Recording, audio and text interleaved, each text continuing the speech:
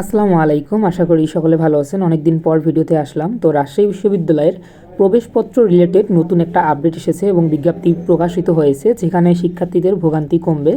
কারণ আগে আপনারা দেখছেন অনেকের সিট পড়ছে চট্টগ্রাম ইউনিভার্সিটিতে বা ঢাকাতে, চট্টগ্রাম জগন্নাথে।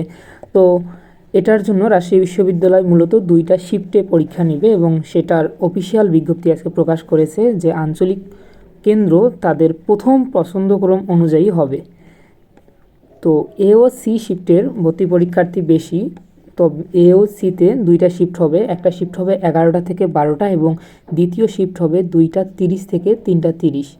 তো আপনারা সবাই যারা এ ও সি ইউনিটে প্রথম পছন্দক্রম দিয়েছেন সেখানে আপনাদের সিট পড়বে, কোনো চিন্তার কোনো বিষয় নাই। এবং বি ইউনিটে পরীক্ষার্থী কম থাকার কারণে বি ইউনিটে একটা শিফটেই মাত্র পরীক্ষা হবে এবং পরীক্ষার ডেট সেম থাকবে।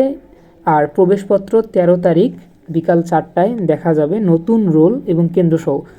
আগে যে প্রবেশপত্রগুলো আপনারা ডাউনলোড করেছেন সেগুলো বাদ পড়বে এবং নতুন প্রবেশপত্র দেওয়ার সাথে সাথেই আমি আমার চ্যানেলে আপডেট দিব। তো আমার চ্যানেলটা সাবস্ক্রাইব করে সাথেই থাকতে পারেন।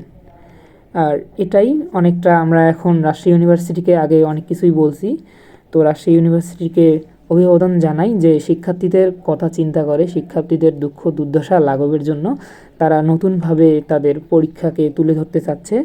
তো সবাই ভালো থাকবেন, ধন্যবাদ সবাইকে।